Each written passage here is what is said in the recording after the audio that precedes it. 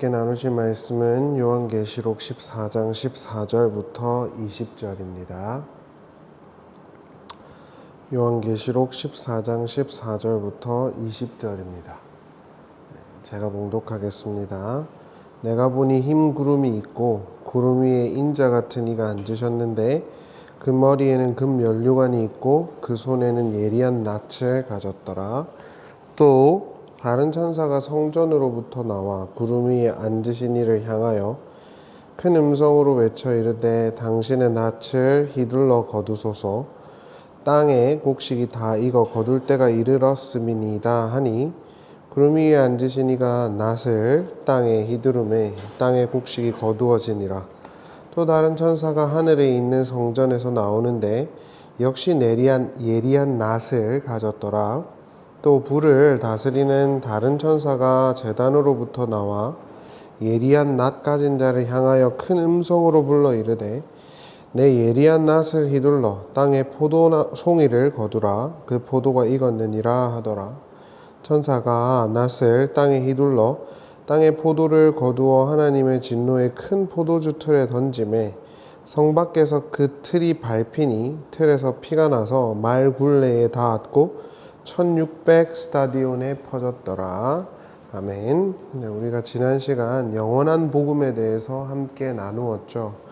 요한계시록을 하나님이 성도들에게 주신 이유는 하나님 나라가 최종적으로 승리할 것이다 라는 것을 보여주기 위해서예요.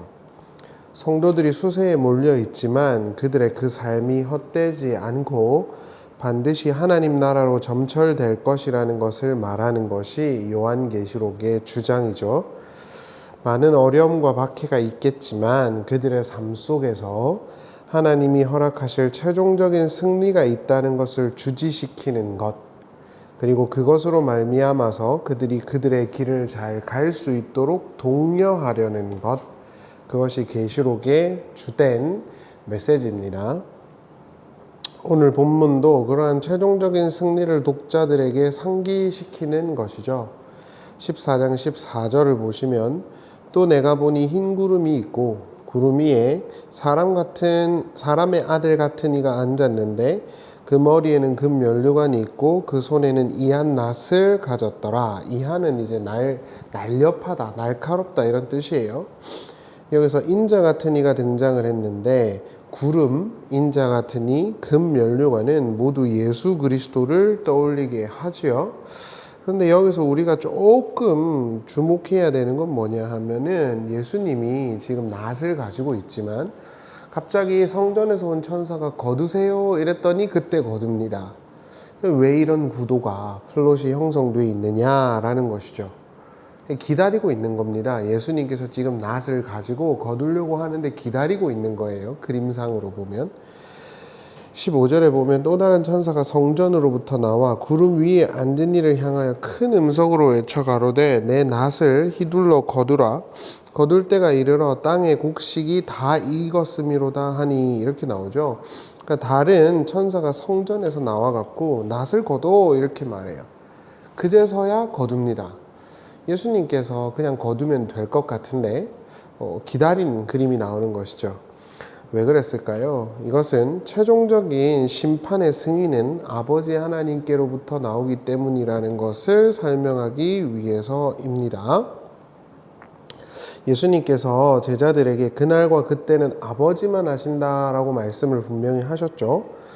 신자들이 오늘의 괴로움과 현실을 마주하면서 힘들어할 때 금방 오신다던 주님이 오지 않고 여전히 악과 로마 제국이 득세하고 있을 때, 그래서 수세에 몰려들 때, 현대에서는 이 아래의 제국적 폭력과 물질 만능주의로 인해 괴로움을 당할 때가 있지 않겠습니까? 지금 당시에도 그때 그랬었거든요. 그때 하나님께서 그러한 시간을 허락하시고 기다리게 하신 건 하나님이 없거나 하나님의 약속이 사라졌기 때문이 아니라 때와 시간이 필요하기 때문이다라는 것이 여기 들어와 있는 거예요. 실제로 15절에 보면 때가 이르렀다라는 게 나오거든요. 그러니까 하나님이 정하신 어느 정도의 때가 있었다라는 걸 말하는 것이잖아요. 예수님께서 그냥 빨리 확 나타나서 우리를 구원하시면 좋겠지만 그렇게 하지 않으시는 이유도 하나님의 어떤 의도와 때가 있기 때문이라는 것이거든요. 그 시간이요. 정해진 시간 말입니다. 그때를 이제 떠올리게 하는 것입니다. 그래서 예수님께서 낫을 가지고 거두면 되는데 기다렸다가 천사가 나와서 거두세요 할 때 거두는 거예요. 그러한 어떤 일종의 약간의 시간, 기다림의 시간이 여기 플롯에 들어와 있는 것이고요. 그게 요한계시록의 언어로 보자면 인내와 성도들의 인내와 믿음이 요구되는 자리겠죠. 헬라 원문으로 보면은 14절에서 등장하는 듣다, 아쿠오, 보다, 호라오, 15절에서 다른 천사가 나오다, 엑셀코마이, 거두다, 펜포, 추수하다, 데리쪼, 시간이 왔다, 엘코마이, 익었다, 크세라이노, 16절에 던지다, 발로, 거두어지다, 내리조. 이 모든 단어가 다 부정과거 시제입니다. 하나도 빠짐없이 전부 다 부정과거 시제입니다. 이미 다 결정났다라는 거예요. 헬러 문법을 공부하신 분들은 알겠지만 이미 결정난 일들을 설명할 때 이렇게 부정과거 시제를 쓰거든요. 그러니까 예수님께서 거두시고 그들이 이제 예수님에 의해서 수확이 돼서 하나님의 성전에 모아지는 건 다 결정난 일인 거예요. 이미 결정난 일들을 보여주고 있는 거예요. 그러니까 요한계시록을 보면서 앞으로 일어날 일 또는 앞으로 역사 속에 어떻게 되어질 일로 해석하는 것이 얼마나 어리석은지를 우리가 잘 봐야 돼요. 요한계시록의 대부분은 부정과거 시제예요. 이미 결정된 일을 상기시키는 거거든요. 그러니까 성도들이 예수님의 손에 의해서 거두어져서 천국으로 알국으로 들어갈 일은 이미 결정되어 있는 일인 거예요. 그러나 그것이 현재적으로 볼 때는 아직 오지 않은 것 같죠. 그러니까 거기서 문제가 생기는 거예요. 이미 하나님이 우리를 구원하시기로 하신 건 결정된 일인데 지금은 좀 아닌 것 같잖아요. 그렇죠? 그러니까 이 차이, 이 간극을 우리가 이제 신학적으로 already not yet이라고 하는 거거든요. 이때 믿음이 요구되죠. 그럼에도 불구하고 하나님이 그 약속을 이루실 것이다 라고 믿어야 되는 거예요. 근데 흥미로운 건 14절부터 16절에 등장하는 그 인자 같은 이가 구름 위에 있다. 거기 구름 위에 앉아 있다. 이 정도가 될 것 같은데 그 구름 위에 있다. 그게 카데마인데 카데마이는 현재 형태예요. 다른 건 전부 다 부정시제고 카데마이는 현재 형태입니다. 이렇게 하신 이유가 무엇일까요? 하나님이 구원하시기로 하신 그 구원하심은 이미 작정된 일이지만 오늘의 삶은 그거와 떨어져 있어 보이잖아요. 근데 그 삶마저도 영광 중에 계신 주님이 좌정하셔서 우리를 통치하는 시간이다라는 걸 보여주는 거예요. 요약하면 하나님께서 이 땅을 심판하시고 자신의 백성들을 거두어 들어서 하나님의 백성으로 완성시켜서 넘겨서 거기다가 모으실 일은 이미 결정된 거예요. 그러나 오늘 우리의 삶은 오늘 그 당시에 현대 그 당시에 교회 사람들에게 있어서는 그게 굉장히 힘들고 어려운 현실이었거든요.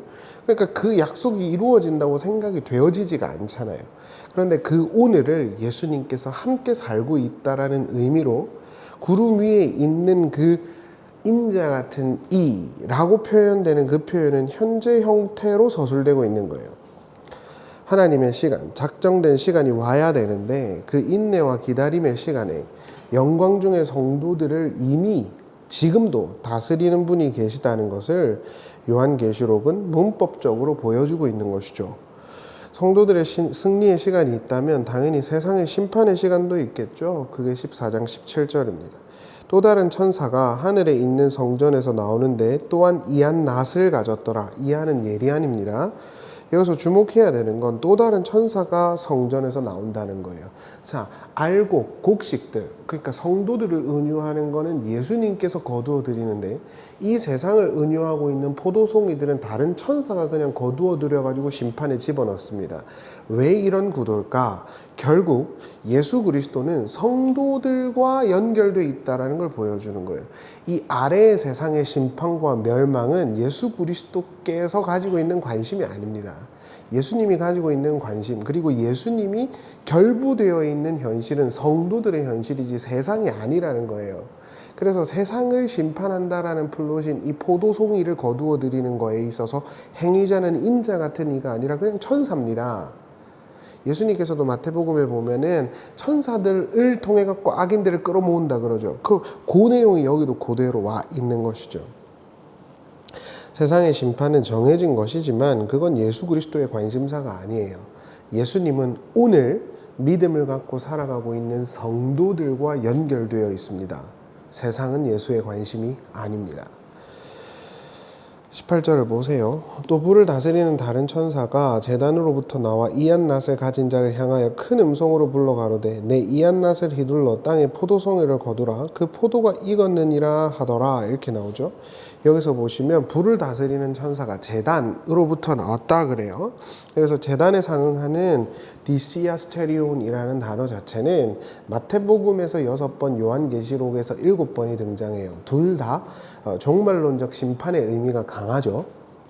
근데 이 제단이라는 거, 요한계시록에서 등장하는 이 제단의 용례들을 보면 대부분 다 성도들이 하나님께 호소할 때 제단이라는 말을 써요.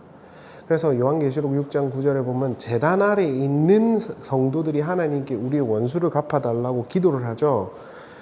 요한계시록 8장에 보면 제단에 있는 그 향, 그게 내려와서 이제 재앙으로 쏟아지잖아요. 그래서 이 제단이라는 단어 자체가 성도들이 하나님께 호소하는 어떤 공간으로 요한계시록에서는 등장합니다. 따라서 이렇게 세상을 심판하는 천사가 제단으로부터 나왔다는 건 결국 그 제단에서 기도하던 성도들의 기도와 호소를 하나님이 들어주셨다라는 것을 붙여서 설명하는 것이죠. 제 이야기를 조금 덧붙여서 설명을 드릴게요. 저는 대략 한 3년 전부터 3건의 소송을 하고 있어요. 대부분 피해자로 저는 이제 있죠. 그래서 저를 악의적으로 괴롭히고 노동의 대가를 정당하게 주지 않았던 사람들을 고소했어요. 재판이 열리는 데까지 최소 6개월에서 1년이 걸렸죠. 그리고 그 사이에 이제 그 상대방들도 어찌됐든 저한테 이제 고소를 할 거지 않겠습니까? 민사소송을 했어요. 논리나 증거는 없어도 민사소송은 어찌됐든 길 가다가 마음에 안 들면 하는 것일 수도 있으니까. 그래가지고 어찌됐든 간에 굉장히 힘든 시간을 보내면서 뭐 법무사님이랑 조율도 하고 그러면서 시간을 보내야 했습니다. 너무너무 힘들었어요. 근데 각각 이제 속속들이 그래도 결과는 나오지 않겠습니까? 그래서 하나님께서 은혜로 대부분 다 이기게 해주셨고 제가 호소하고 제가 말했던 논리들이 대부분 다 받아들여졌어요. 그래서 1심에서는 대부분 다 승리를 했죠. 근데 제가 그 재판 결과물을 딱 받아들였을 때 그 1, 2년간의 힘들고 속상했던 게 눈 녹듯이 사라지는 그런 경험을 했습니다.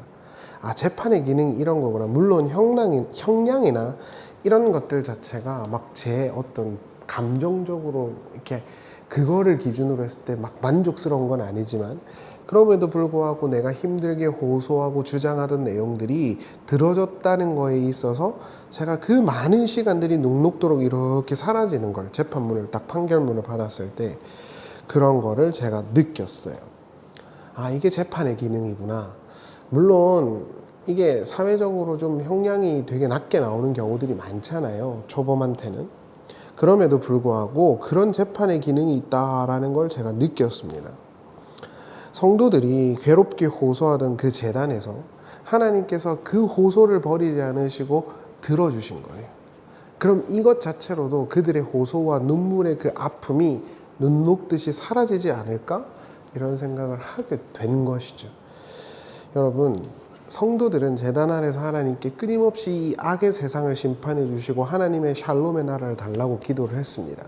그리고 하나님께서 그 기도를 들어주셔서 그 제단에서부터 천사를 보내서 하나님이 의도하신 결과를 보여주셨죠. 그걸 받아들이는 성도들은 그들의 수고와 인내와 괴로움 따위들이 눈 녹듯이 사라지는 경험을 하게 되겠죠. 그런 의미가 있다 이렇게 보시면 돼요. 그래서 심판과 재판은 세상에게는 심판과 재판이고 성도들에게는 위로와 상이 되는 것입니다.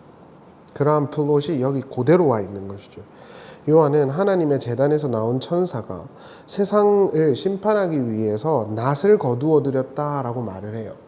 18절에 등장하는 포도송이, 보트리스, 19절에 등장하는 하나님의 진노의 포도주 틀, 레노스, 20절에 등장하는 성박, 엑소덴 폴리스. 제가 헬러를 조금 이제 넣어 드리려고 하거든요. 근데 왜냐하면은 조금 듣다가 보면은 익숙해지시니까 이런 모든 것들은 다 구약 성경에 등장하는 겁니다. 이사야, 요엘, 예레미야예요. 그러니까 이런 표현들의 어떤 알레고리적으로 과대한 논리적 비약이 아니라 이걸 보면서 성도들은 그렇구나, 그 옛날에 이사야, 예레미야, 요엘이 예언했던 세상에 대한 심판이 그대로 이루어졌구나로 받아들였을 거라고 우리는 생각하면 된다는 거예요. 여기서 포도주가 뭐시기고 이런 거 중요하지 않습니다. 하나님께서 이 아래의 세상 바벨론 제국이 멸망될 것이라고 예언자들에게 예언하셨고 그게 그대로 요한계시록에서 지금 오마주되어 있는 거예요. 그런데 흥미로운 건 하나님의 진노의 포도주에서 그 포도주 틀에서 밟힌 포도주가 튀어갖고 1600 스타디온까지 퍼진다 이렇게 말을 해요. 1600 스타디온 이러면은 굉장히 그래도 긴 거리거든요. 근데 이걸 어떻게 해석할 것이냐? 첫 번째는 이스라엘 사람들에게 있어서 1600 스타디온이라는 거는 이스라엘의 온 나라의 정도의 길이를 말하는 거라고 볼 수 있습니다. 단에서 브엘세바까지를 이렇게 스타디온이라는 단위로 바꾸면 그 정도 돼요. 그래서 전방위적인 이스라엘의 어떤 전 영토를 말하는 것이고 그만큼 넓은 범주를 말하는 것이라고 이해가 될 수 있겠죠.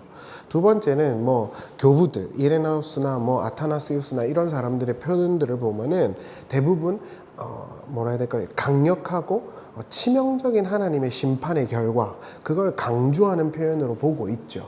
근데 둘 다 어찌됐든 논리적인 결과는 똑같은 겁니다. 하나님의 심판이라고 하는 것이 분명히 올 것이고 강력하게 올 것이다 라는 강화적 표현으로 써져 있다라는 거예요. 말씀 마치겠습니다. 톰 라이트, 마틴 로이드 존스, 게알디스포스, 오리겐까지 많은 교부들의 글들과 견해를 보면 이 담론들, 이 심판의 이미지라고 하는 것은 결국 하나님의 최종적인 심판을 의미하는 것으로 해석이 되고 이는 이견이 없어요. 전술했지만 하나님의 심판은 강력하고 반드시 있을 것입니다. 그러나 오늘의 현실은 그와 같지 않죠. 악을 행하는 자, 악을 사랑하는 자, 불법을 행하는 자들이 승승장구하는 세상이잖아요. 그러니까 성도들이라고 하는 우리 오늘의 성도들의 삶의 현실은 어떻냐면 진짜 하나님이 있어? 하나님의 선하심이 있어? 이렇게 생각이 들 수밖에 없다는 거예요. 그러나 믿음을 갖고 버텨라 이겁니다. 왜냐하면 카데마이, 구름 위에 계시는 그 예수님께서 지금 그 성도들의 삶을 지금 지배하고 계시거든요. 그 카데마이가 다스린다는 뜻입니다. 그래서 현재 형태예요. 그것만. 성도들의 승리와 완성에는 인자 같으신 분, 곧 우리 주님이신 예수 그리스도가 있다는 사실이 우리를 평안하게 하겠죠. 이 아래의 세상은 반드시 무너질 것이지만 성도는 반드시 예수와 함께 승리할 것입니다. 그것이 현재 구름 영광 중에 계신 인자 같으신 이가 하고 계신 일이기 때문입니다. 여러분, 이 아래의 세상, 이 아래의 어떤 제국적 모습, 그게 득세하고 있고 여전히 승승장구하는 것 같지만 하나님이 정하신 그 때, 시간이 지나고 나면 이 아래의 세상은 반드시 멸망할 것입니다. 지금과 같이 장수의 시대에 이런 이야기를 하는 것 자체가 좀 피부로 안 와 닿으실 수도 있겠지만 반드시 종말은 있고 죽음과 심판은 있습니다. 그 이후의 삶, 그 영혼에 대한 이해, 그걸 가지고 오늘을 살아내야 합니다. 그것이 성도들이 당면한 현실입니다. 단순히 오늘 죽어서 천국 가야지가 아니라 내 영혼과 내 마침과 내 최고, 로이드 존스 목사님의 표현을 빌리면 최고의 영광스러운 날이 있다는 걸 알고 오늘을 써야 합니다. 그렇지 않고 이 아래의 어떤 세상과 제국적 쾌락과 그런 욕망에 나를 던지고 그렇게 삶을 쓴 사람은 반드시 부활의 날에 그 몸뚱이를 받게 될 것입니다. 그래서 주님께서 우리에게 오늘 하나님의 뜻에 순종하고 하나님의 영광을 보면서 살아갈 것을 요청하시는 거예요. 그래서 오늘이 중요한 거예요. 오늘이. 본헤퍼가 말한 것처럼 오늘이 중요한 겁니다. 그 오늘이 우리에게 얼마나 유익하고 유의미한지가 중요한 거라고요. 그래서 그 속에서 하나님의 영광과 진리를 알아내야 하고 발견해야 합니다. 그렇게 삶을 쓰다 보면 기쁨으로 단을 거두는 날이 오겠죠. 많은 사람들은 이 아래의 세상이 영원하다고 생각할 것입니다. 지금도 그와 같잖아요. 지금 여 삶이 이 아래의 세상이 얼마나 좋냐, 영원할 거다. 이게 대부분 세상 사람들의 플롯이고 이해잖아요. 그러나 성경은 단언하고 말합니다. 세상은 멸망한다. 하나님 없는 세상은 반드시 멸망한다. 하나님의 영원한 나라가 있다는 걸 믿고 그분에게 순종하고 헌신하는 자들이 예수 그리스도께서 거두어 드릴 알곡들이다. 그러니 오늘을 잘 살아라. 그렇게 오늘을 잘 살아가는 우리가 될 수 있기를 바랍니다. 기도하겠습니다. 주님, 세상의 멸망이 있을 것이라는 것, 개인의 종말이 있을 것이라는 것, 그것을 우리가 깨닫게 해주시기를 바랍니다. 메멘토 모리, 우리의 나를 계수할 지혜를 주옵소서. 그리고 예수 그리스도께서 거두어 드리는 알곡의 삶을 포기하지 않게 해 주옵소서. 예수님의 이름으로 기도하옵나이다. 아멘.